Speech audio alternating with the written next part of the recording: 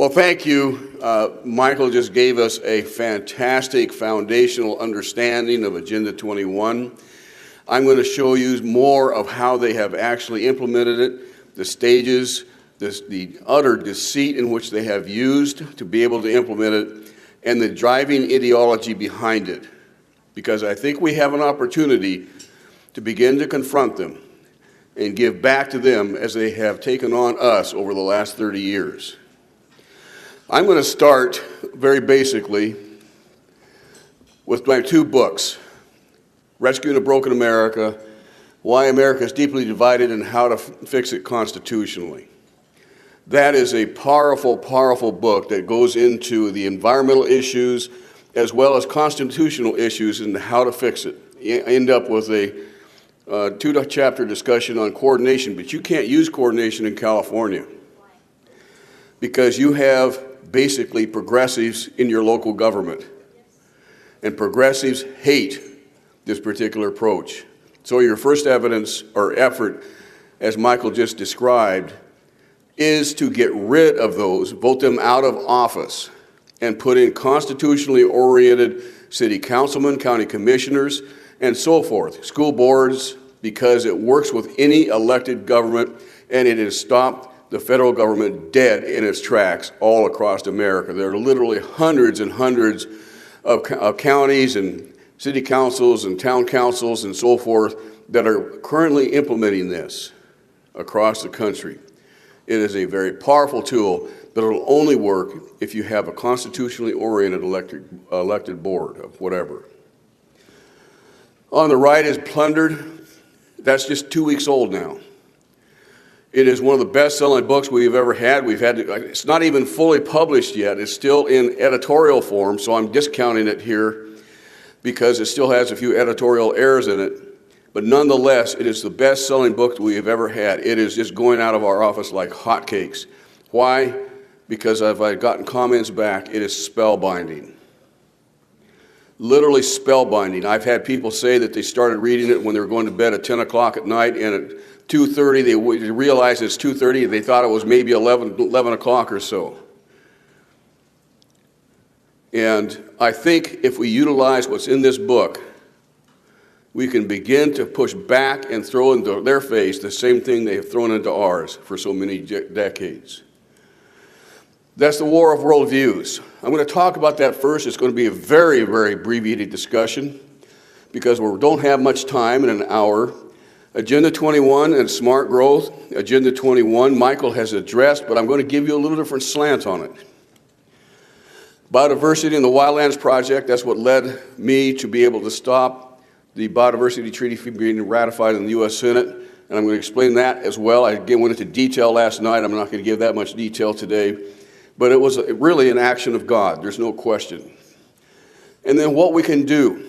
Coordination is one of the methods. You can't use it yet because you need to start at the first rung and get rid of your progressive leadership in your local governments.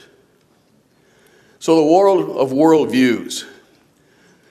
Before I get into that, education is a key component, as Michael has indicated. And I want to start out with a plan developed by HUD back in 1970. Actually, it was several years before that they were doing the work.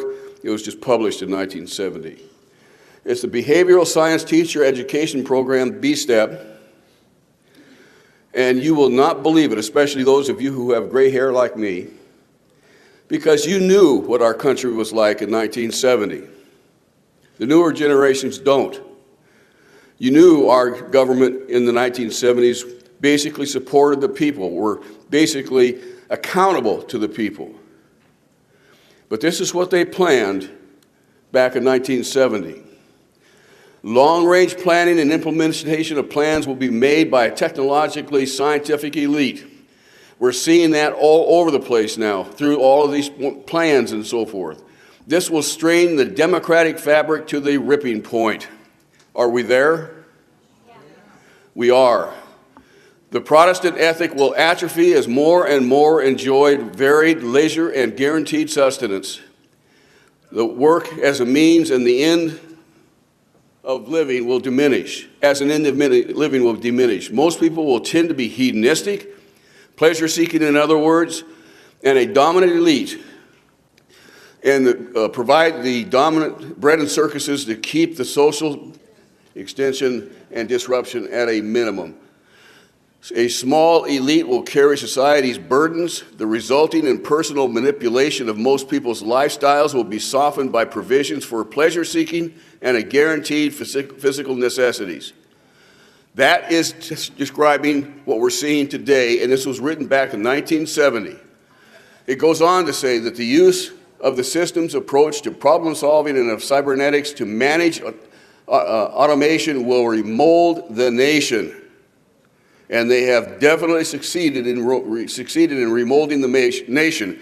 We're one step away from the final conclusion, and 2 days before President Obama won the election for president in 2008, he basically said we are 2 days away from a fundamental transformation in the United States, and he has been trying to implement it ever since. Most of the population will seek meaning through other means or devote themselves to pleasure-seeking. The controlling elite will engage in power plays largely without the involvement of most of the people. Society will be a leisurely one. People will study, play, travel. Some will be in various stages of drug-induced experiences. Each individual will be saturated with ideas and information. Never have we had so much knowledge at our fingertips as we have today. Some will be self-selected. Other kinds will be imposed overtly by those who assume responsibilities for your and my actions. In other words, they're designing the governmental system, as Michael just described, to control every action that you and I make. Relatively few individuals will be able to maintain control over their opinions. Most will be pawns of competing opinion molders. It goes on, and in my book, Plundered, I go into detail. Now, who are these people that wrote this document? The U.S. Department of Health, Education, and Welfare, the American Academy of Sciences and Sciences, Arts and Science, American Academy of Political and Social Sciences, the General Electric, U.S. Air Force, RAND Corporation, Hudson Institute, Ford Foundation, University of Illinois. The list goes on, just like Michael described what he was talking about. We have companies, we have government, and we have public-private partnerships that are seeking to mold us into this particular category so that we will be a compliant citizenry and do whatever they tell us to do.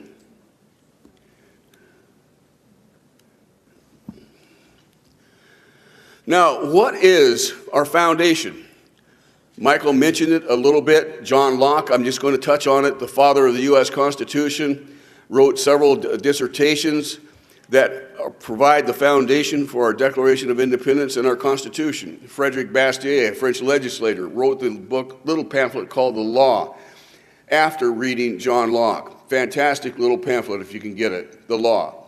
Sir William Blackstone, the first English lawyer to establish the legal profession in London and the first law school, and wrote the first legal dictionary based on John Locke's writing. Thomas Jefferson, of course, James Madison, and so forth. All of our founders refer back to Locke as a source of what they are creating the United States to become. The Locke model, the People's Law as they were called, established a balance between 100% tyranny and 100% anarchy.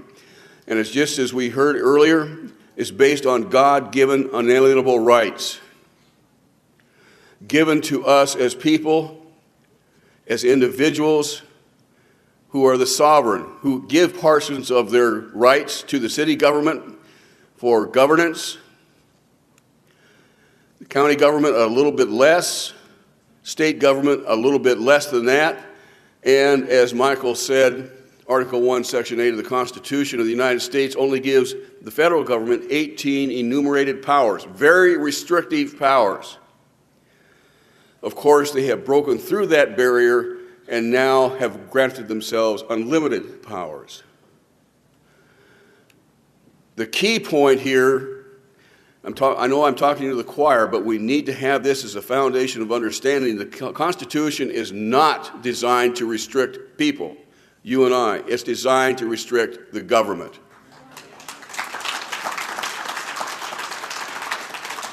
The government is raw power. And power corrupts, and absolute power corrupts absolutely, as Lord Acton said. And what we are seeing is the absolute corruption of our political system, especially with this administration. James Madison basically said the same thing that John Locke said, that the government is instituted to protect private property of every sort, as well as that which lies in the various rights of individuals. This being the end of government. When I show this to a general audience, I can hear an audible gasp. I don't think that's too surprising to you. But nonetheless, the purpose of government is to protect our private property rights, because if your private property rights are protected, your liberties are protected, as well as the economic engine to create wealth. I could spend the next 20 minutes on that alone. And we're all having a discussion this afternoon. I hope some of that's brought out. That alone, Madison says, is a just government which impartially secures to every man whatever is his own. Now, when I say it's basic to the wealth creation, if you look at the average 2010 income for Americans is $47,200. It's a little bit higher than that now. It was actually a little bit higher than that in 2010 too, because the 2008 crash kind of took it out of us. But it was $47,200. The socialist Europeans was $32,700. Why? Because it's socialist. They have rule after regulation after law restricting the use of private property rights. And when that happens, for some social good, and when that happens, you lose the equity value in your home. And so the bank will only loan you so much. And you only have a certain income. It's only, and John Locke knew this, only when you have a totally free market enterprise, not restricted by government other than those laws that are necessary to prevent one person harming another, will you have true potential for wealth creation. 70% of every small business in this country are started with equity loans on personal property. 70%. If that goes down, we have just that much less equity to borrow against to start a business or to buy into a business through stock. It is the key to becoming the wealthiest nation in the history of mankind. But we're rapidly losing it. Interestingly enough, Canada, who has had a tremendous number of social impairments or impediments, is coming out of that. They have started to reduce the regulatory structure, and their country has literally bounced back economically, and it's in much better condition than that of the United States. The former communist nations in 1992 was less than $2,000 per year. Today it's between $10,000 and $20,000 as they have gradually more property rights. The third world nation is always less than $10,000, usually less than $2,000 a year because they have no private property rights. Ironically, when the Soviet Union collapsed, we rushed into the vacuum that was created and implemented capitalism. And we did everything that capitalists are supposed to do except make sure that they had private property rights. Private property rights were not established, and the whole thing failed, and now they hate capitalism because it was a total failure to them. The key ingredient, the foundation of wealth creation, is private property rights. If you plot the per capita gross income around the world for all the nations over their index of legal private property rights, you see this curve. Yes, there's a lot of variability because there are other things that impact this, but this is the only thing that has even close to a 75% correlation. Private property rights are absolutely critical. The other philosophy that has now almost gained total dominance here in the United States and kicked out the John Locke philosophy in the form of government is Jean-Jacques Rousseau, French philosopher that came on the heels with Locke. He is known as the father of the French Revolution, modern European socialism and communism. Why? Because George W.F. Hegel, who has literally ruined the education system in this country, Karl Marx, Frederick Engels, were all students of Rousseau. It's led to the most bloody form of government man has ever known, even when you consider Attila the Hun. He looked at private property rights this way. Property rights, he said, were designed by the rich to place new fetters on the poor and gave new powers to the rich, which irretrievably destroyed natural liberty, and for the advantage of a few ambitious individuals subjected all mankind to perpetual labor, slavery, and wretchedness. Exactly the opposite of John Locke. And so he wrote many of his letters and so forth condemning the Locke model. So why would he basically want to create freedom by using a system that will actually destroy freedom? Because he didn't know any better. And I think because he was helped by a few individuals that didn't want to see that system come into France, but that's beside the point. Remember, Rousseau wrote these in the 1800s. The French Revolution wouldn't come until 1892, or 1792, thank you. And it was the nobility that owned all the property and the Catholic Church at that time. Two distinct groups. It was a feudal system of government. And to break the power of the nobility and the church, he set up a system that forced them to give property to the government. Not to the people, but to the government.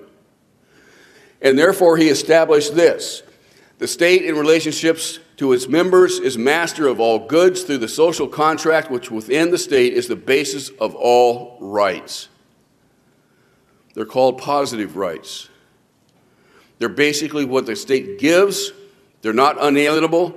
And what the state giveth, the state can taketh away. And it does. This particular form of government is exactly the opposite of the people's law that we just saw. All power resides in the federal government, and the state government is just a subsidiary of the federal government, an administrative branch to carry out local activities, as is the local government. And the people and families, you and I, have no power, no rights whatsoever other than those given by the federal government. Everything that you have seen the last 3.5 years is being designed to establish the sovereignty of the federal government over the states. Every single action that interrelates with the states that Obama is doing, the Arizona lawsuit, you name it, you go right down the list, is all designed to establish the federal authority and sovereignty over the states. That's not how it was originally designed, as you well know. Now, I want to talk a little bit about my brand new book. It's only been out 2 months, or 2 weeks. And really, I think, opens the eyes of people to what this progressive ideology really is doing behind the scenes. I break it down step by step and look at every aspect of it. And it apparently, I didn't know that when I wrote it. The author is the last one to know. It is a real spellbinder. The French Revolution was actually started with this progressive ideology. It wasn't called that then, but the French Revolution, as you well know, was the bloodiest modern war in history. Even worse than Hitler. At least Hitler had the decency to send his victims into the gas chambers. People in the French Revolution not only were decapitated by guillotine, but were also pulled apart. Their limbs were literally pulled off of them while they were still alive. This is how brutal, utterly brutal this system can become. And when you consider the well over 100 million citizens of governments have been massacred with the communist system in Russia and China, it always leads to violence. And we're seeing that you don't see it because it's not being reported anymore. It was last year, but it's not being reported anymore. The utter violence that is going on in Europe right now as the European Union crumbles. The early progressives, I'm going to define that. You will be surprised at how constant they have been over time. It's destroying America, financial destruction, and the corruption of education. I just read you the two things from B-Step, as I call it. They have controlled our educational process for at least 3 generations, mostly in urban areas. That's why when you see a map of how people vote, more counties in rural areas vote for Republicans, and the cities always vote for the liberals because they have been brainwashed. They don't know any better. They have never been taught the constitutional foundation upon which this nation is established and the freedoms that it has given them to do what they're doing today. In 1995, a brand new science called psychiatry was being introduced. And Gustave Le Bon, a Frenchman, wrote this book, The Group. It was actually used by Adolf Hitler to be able to control the masses of his people.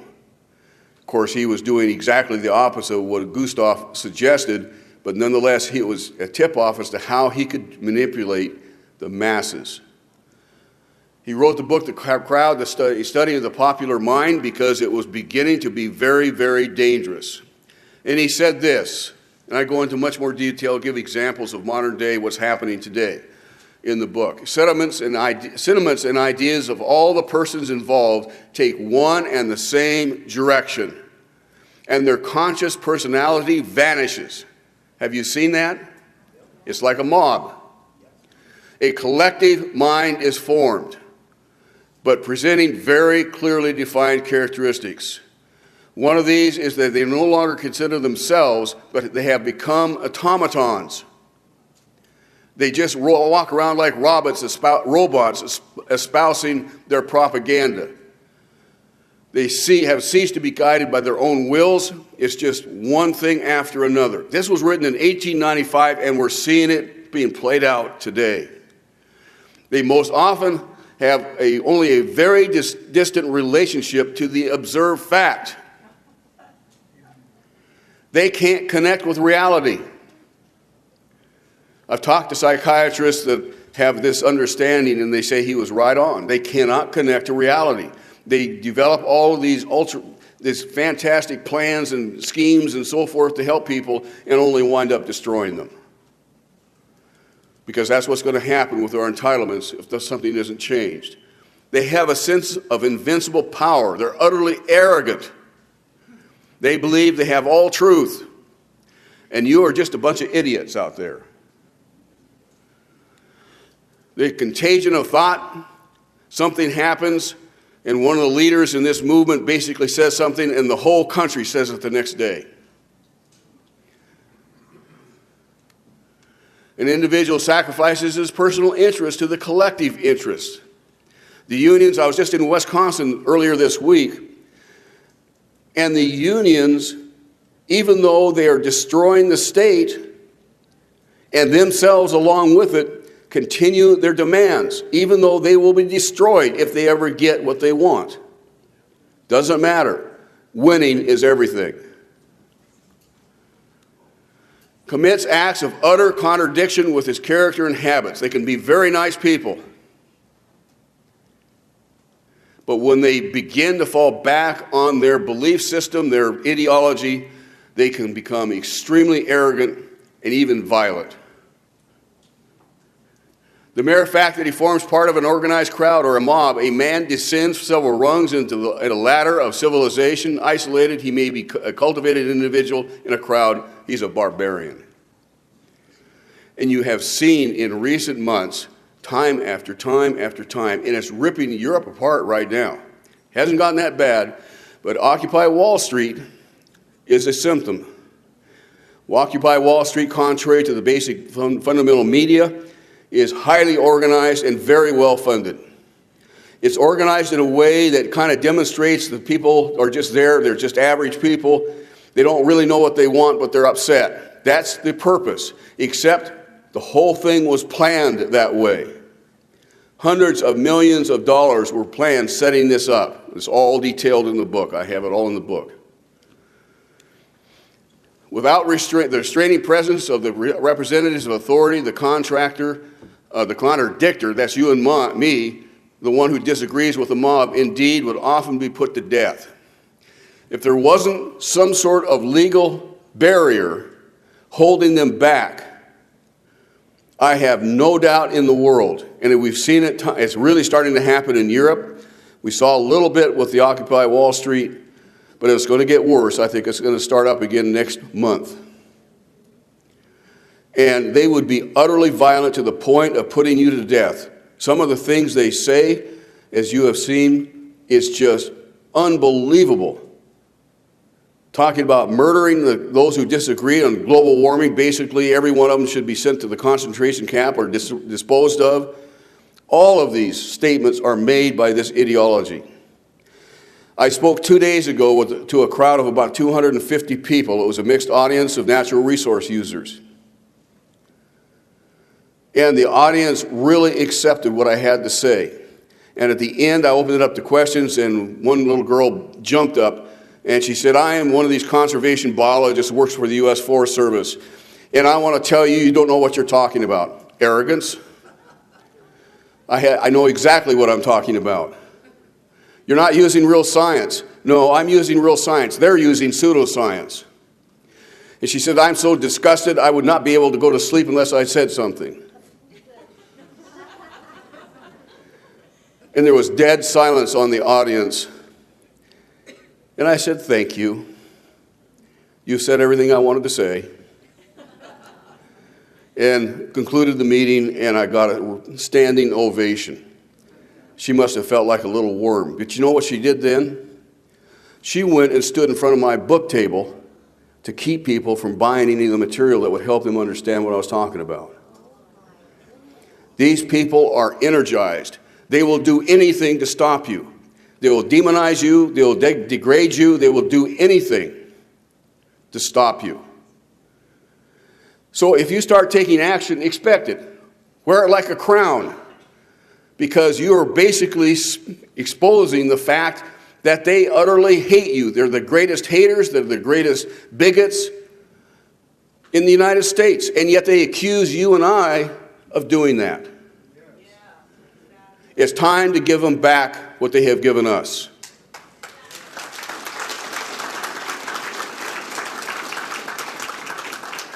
It's exciting to see how the Tea Party movement, how Eagle Forum as I go around the country, how the conservatives are beginning to stand up and to be counted.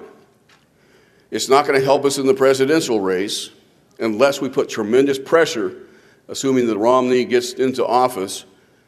I'm not sure that that's going to happen, because we basically would replace one with another. But nonetheless, if we put tremendous pressure on him, he may be forced to actually walk the talk. But I will say this, that the true area that you need to put foot leather to, or shoe leather to, is in your local elections, just like Michael indicated. That's where change is going to come. That's where you can begin to push this thing back. We can't let Congress and we can't let the presidency go unchallenged, but at the same time, each of us needs to get involved and support a candidate. It may be a Congress or Senate, because you have that opportunity with Feinstein this year. We heard several people that are running against her, and I wish them the more power, the better.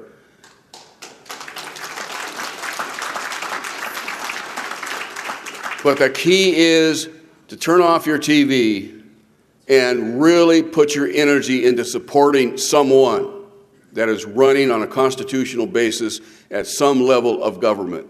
You can't spread your efforts too greatly because otherwise you won't be any good. You've got to focus on just a small target, maybe 2 candidates, but that's the most.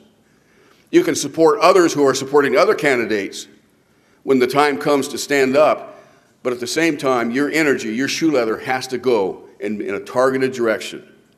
And I'm challenging you right now, if you want to save this country, because we're one election away from destruction, you have to stand up and get active in doing something in your local area.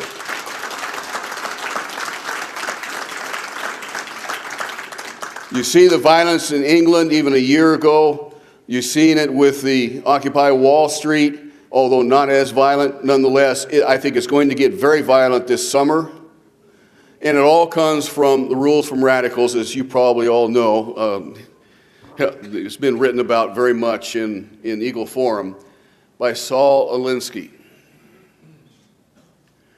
I've gone through it. I define it in the book. Basically, it is unbelievable. I'll just give you a couple things. You all know probably that it's dedicated to Lucifer. And what we're seeing really is the handiwork of Lucifer. But the third rule, this is on page 29, the third rule of ethics means the ends is that in a war, the ends justify almost any means.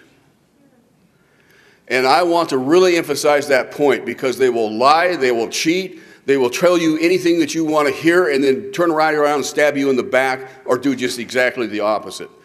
The difference between the progressives and the extremist Muslims, there is no difference in this regard. They will tell you anything you want to hear, but they mean something totally different.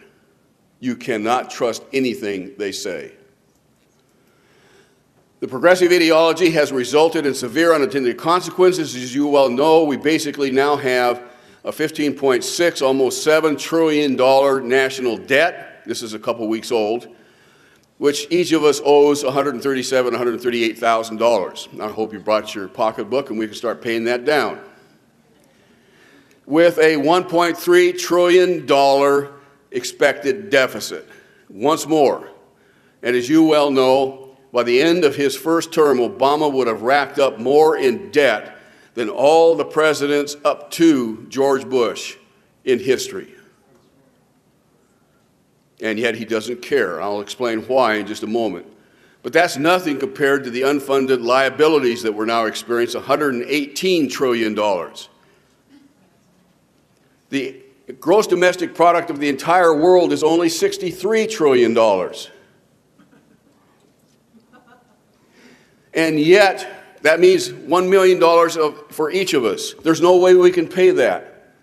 And yet, these progressives have fought tooth and nail to change anything to make it on sound footing, which means they're so ideologically driven they cannot see the truth, which could be for many people, or they are trying to collapse the U.S. system, just as Michael said.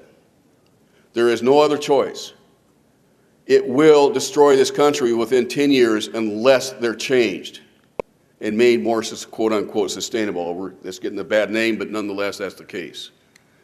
Let me just give you an example of what this means. You see one $100 bill there. You see 10,000 $100 bills, 1 million $100 bills, 1 billion $100 bills, 1 trillion $100 bills, 15 trillion $100 bills. That's our debt right now. In fact, it's exceeding that.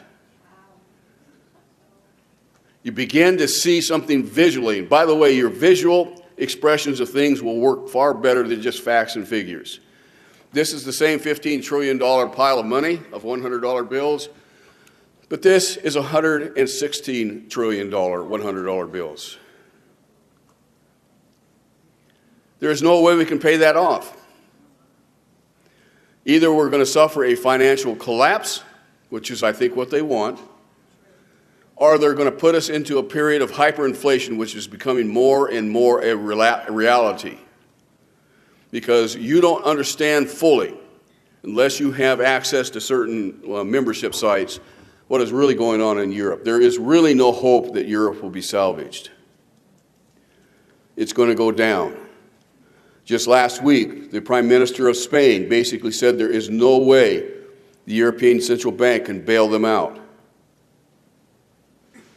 It has to be done by the IMF if it's going to work.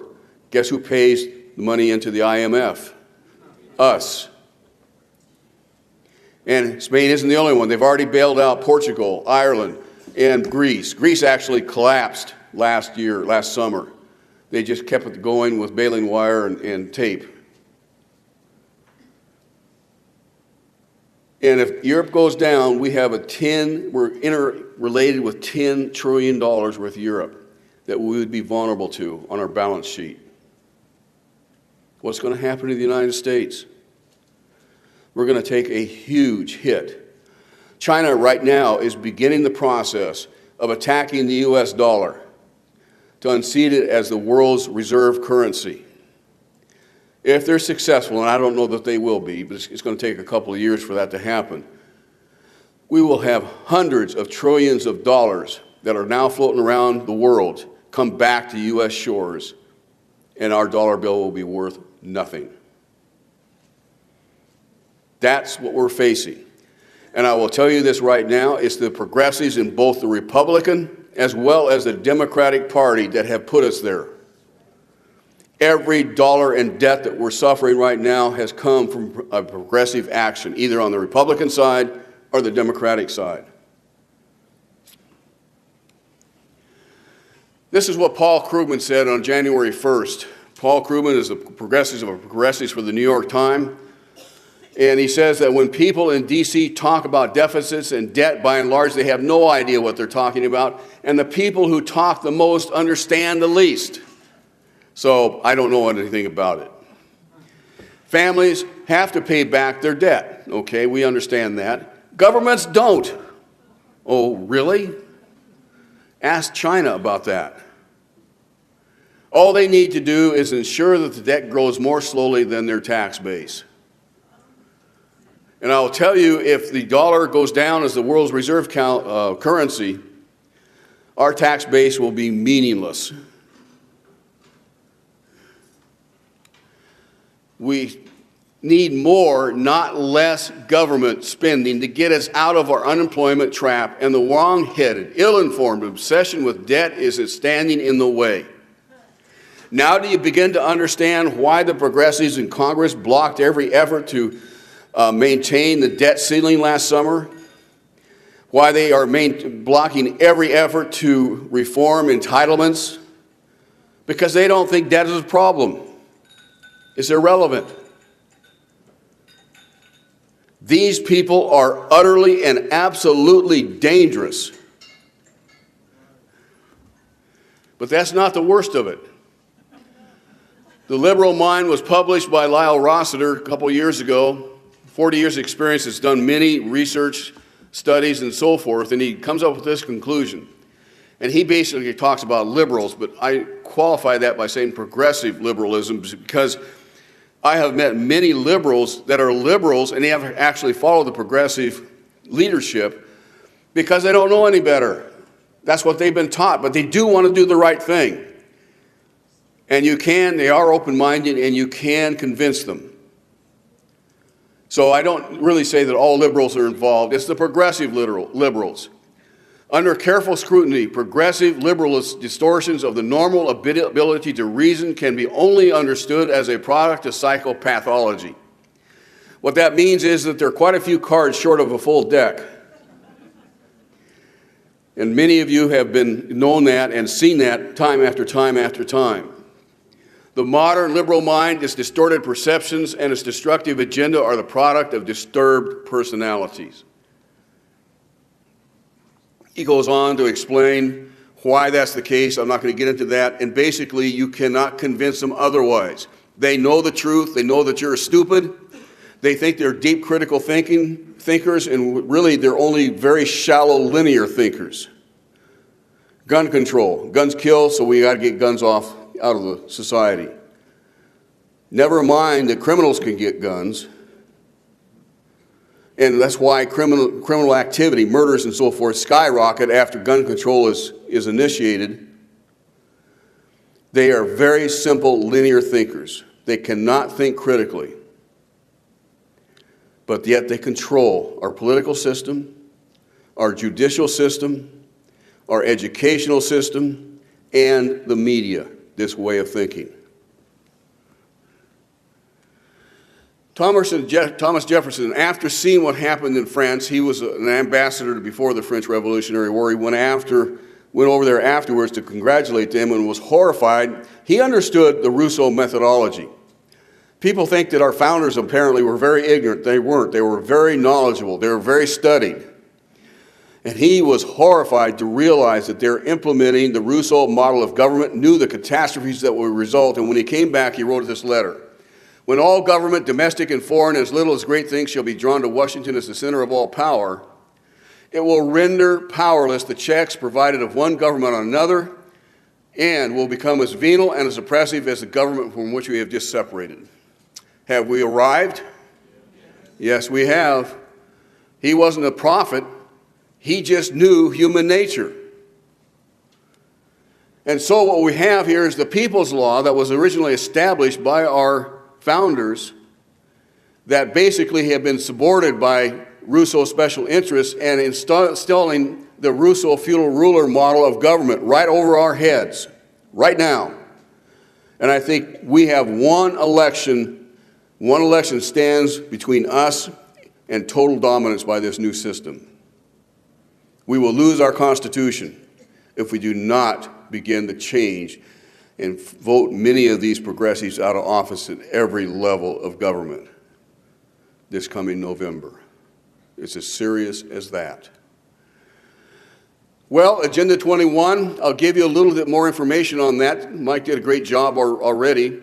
Agenda 21 is a 40-chapter document that literally stands out and controls every aspect of human life. Every aspect. I can't overemphasize that point. The government will control every aspect of your life if this thing is installed. It's a soft law. It doesn't have the power of law, but it was written by the International Union for the Conservation of Nature. I mentioned that last night in my talk. They've developed smart growth, biodiversity, global warming, and what is it? The purpose of the IUCN is to promote alternative models for sustainable communities and lifestyles based in what? Eco-spiritual practices and principles to accelerate our transition to a just and sustainable future. Environmental justice. This is its root. This is where it came from, is the IUCN. Humanity must undergo a radical change in its attitudes, values, and behavior. And in response to this situation, a new global ethics is taking form and is finding its expression in international law. Why? Because the IUCN writes all the international environmental treaties. What does sustainable development really mean? Well, a guy by the name of Stephen Rockefeller had taken this out of the Club of Rome and shepherded it through the IUCN into the United Nations and into a treaty and the Earth Charter, which we stopped from being accepted by the United Nations in 2002. I won't get into that very much. Michael mentioned it, but it is a new religion. Believe me, if we hadn't stopped it in 2002 in Johannesburg, South Africa, we would have a world religion right now. And backing that world religion would be a new treaty called the Covenant on the Environment and Development that would put teeth, legal teeth, to everything that I've been talking about. But we stopped it so far by the hand of God. That's all I can say. But anyway, Stephen Rockefeller, the son of Nelson Rockefeller, governor of New York State, very, very new age pantheistic believer, said this. This is how he's defined it. This is the end game, by the way. For all the sustainable development that you're seeing the definition of sustainable development as well, and do something stupid today that's going to deny future generations, et cetera, et cetera, et cetera. That's their public definition. This is their private definition. This is their end game. This is where they're going to take us. Sustainable by definition means not only indefinitely prolonged, but nourishing, as the earth is nourishing to life and the self-actualization of persons and communities. Whoa. What is this communities? Communities has a dual meaning, and I'll show you what that is in a moment. But the self-actualization is obviously very new age, and it goes on to say that the word development need not be restricted to economic activity, but but can mean the evolution. Evolution, by the way, is an alternative word for that is reincarnation, as you will see in the next quote.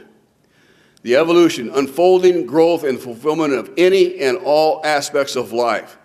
What does he mean by life? It's not what you and I look at it as. This comes out of the United Nations Global Biodiversity Assessment. I'll talk more about that in a few minutes, but it's one of the documents that we're trying to get out of the UN that we were able to use to stop the ratification of the treaty. I'm taking it out of context a little bit here because I want to have you see this definition. Traditional or pantheistic societies, that's another name for traditional, is pantheistic societies. Pantheism, by the way, is the belief that nature is God. Very simple definition. Societies tend to view themselves as members of a community. Okay, there's that word community. Now, so what do you think about it? Not only includes other humans, but other plants, animals, as well as rocks, springs, and pools. So these inanimate, non-living entities, to you and I, are members of your community that you have to be able to support. So you shouldn't be graveling your driveways if you live in a rural area, because you would be driving over and crunching members of your community. But they're very, very, very serious about this, folks, much as the radical Islamists are about Islam. And they're implementing this on you and I without really telling us what they're doing. People are then members of a community of beings, living and non-living. So that rock is actually a being. If you believe in reincarnation, you can see it. Because rocks will reincarnate into living entities, eventually, if their karma is good, into human beings. Humans, if their karma is good, will evolve into ascended masters. This is where they're taking us. We heard last night where environmentalism almost acts like a religion. Folks, it is a religion. And I have many quotes to prove that. The United Nations has three advisors. One is the World Resources Institute for Nature, one is the World Wildlife Fund for Nature, and one is the IUCN. The IUCN created the other two in the 1970s so that it would not stand out. It would not be really noticeable. But it's the big mother of them all. Who belongs to the IUCN? Well, guess what? The United States Environmental Protection Agency, U.S. Fish and Wildlife Service, the National Park Service, U.S. Forest Service, NOAA, NASA, you name them. They're all members. As well as ICLEI, that Michael talked about, Sierra Club, Nature Conservancy, National Wildlife Federation, National Audubon, the National Resources Defense Council, Environmental Defense Fund, and so forth. 700 of them.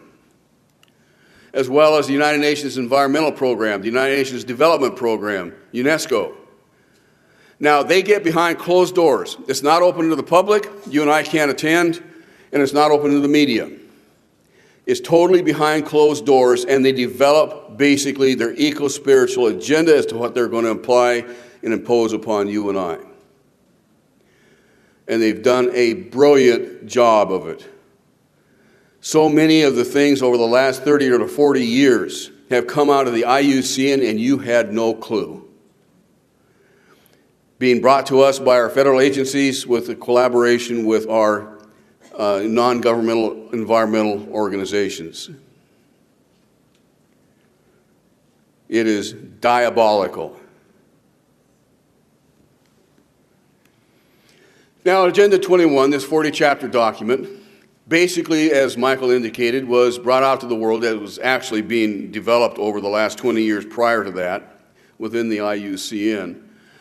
In 1992, at the Earth Summit in Rio de Janeiro, President Clinton created the President's Council on Sustainable Development the following year. And in 1996, Sustainable America was written. And immediately after that, 7 major sub-documents of Sustainable America covering our economy were written that now every federal agency is now implementing. Many of you who have had experience in natural resource management and so forth, all of a sudden our federal government changed radically in the late 1990s. For the timber management, the Forest Service, our national cut, allowable cut, was slashed in half and then slashed in half again to meet these new terms. Why? Because the new mission statements for every federal agency is no longer to support the American people in doing a good job in producing products and so forth. It was now designed to stop the American people from harming the environment. As simple as that. And everything was redirected. Highway monies were redirected to high-speed rail and light rail. Every segment of our economy, every basic contract with the United States government through whatever federal agency, every grant that was given by a federal agency to a local community has Sustainable America strings attached to implement Agenda 21, because Sustainable America was written to implement Agenda 21. I forgot to mention that of the 25 members of the President's Council, and you can get all this on the internet, it's right there. The 25 members, of that, 12 of those members were members of the IUCN. They had this thing controlled from beginning to end, and not one vote in Congress, nothing. And we are suffering dramatically as a consequence.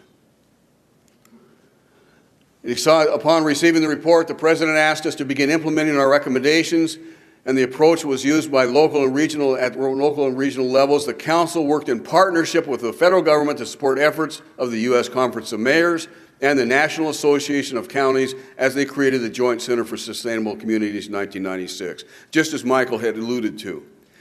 All of a sudden, it was rammed right down to the local government. And the COGS and so forth that he mentioned are very much implementing this right now. That's how it got in so effectively without us understanding or being even aware that it was happening. The recommendations are comprehensive, addressing everything from economic and regulatory policy to natural resource management, from strengthening communities and education to population consumption and international leadership. These things have teeth to them, folks. If you get out of line, you don't get any federal funding. In 1993, basically even before this was implemented, this is an internal working document of the EPA. It was in every federal agency in some form or another. And it says the Natural Resources and Environmental Agency should develop a joint strategy to help the United States fulfill its existing international obligations. In other words, the Convention on Biological Diversity and Agenda 21. Well, President Bush signed Agenda 21 when he went down to the Rio Summit in 1992. But the Convention on Biological Diversity he signed, but it had not yet gone to the Senate for ratification. And here they were implementing it. Federal bureaucrats were implementing international law without it even being ratified by the Senate. It even gets worse than that. The executive branch should direct federal agencies to evaluate national policies in light of international policies and obligations, and to amend national policies to achieve international objectives, without one vote being taken in Congress. Unbelievable. You know the fastest way out of the dilemma right now? Slash the federal government by half and then slash it again by another half. President Harding did this in 1921 because Wilson left us a huge depression. It's called the Forgotten Depression because the liberals and the progressives are trying to bury it.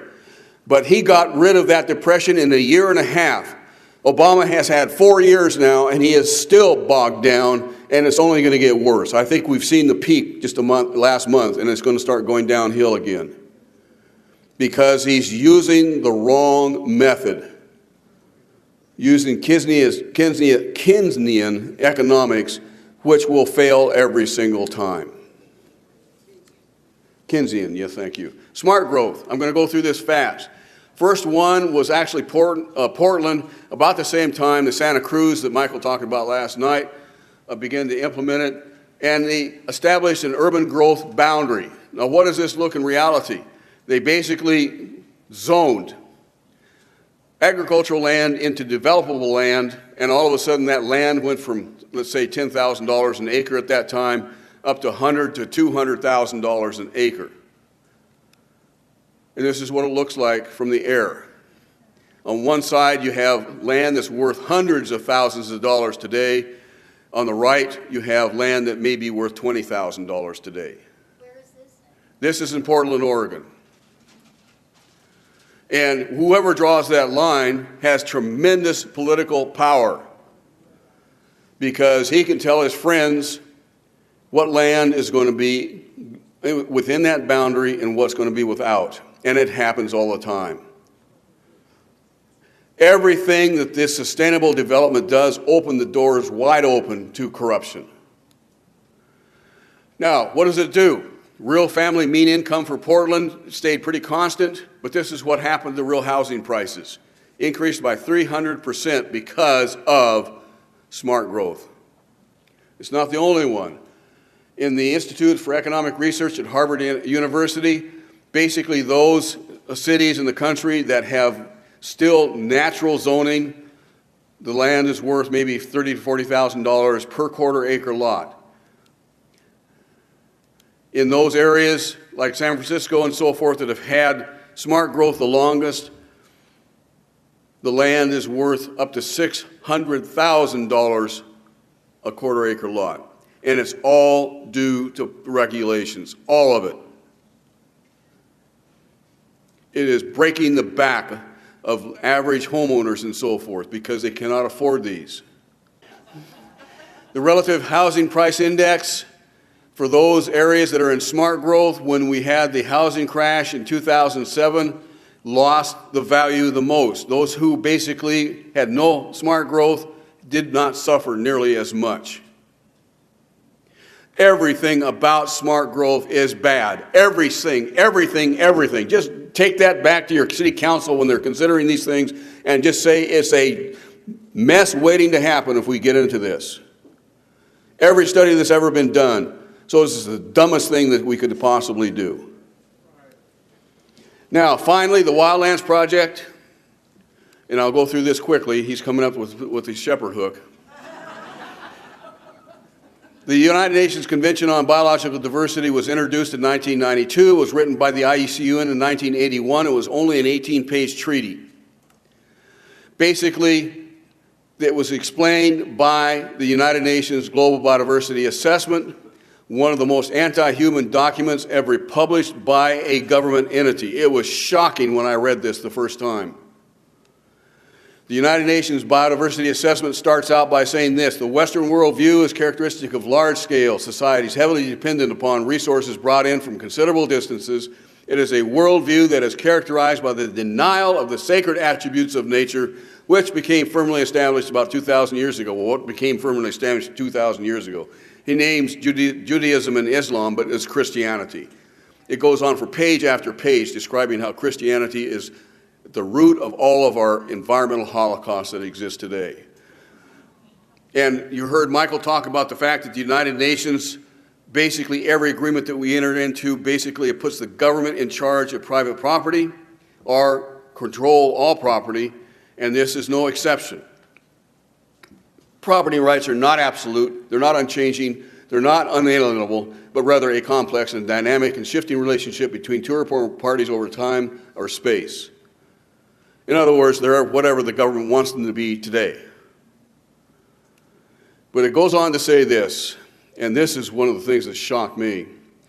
One option for insurance against excessive species depletion is the allocation of private property or property rights.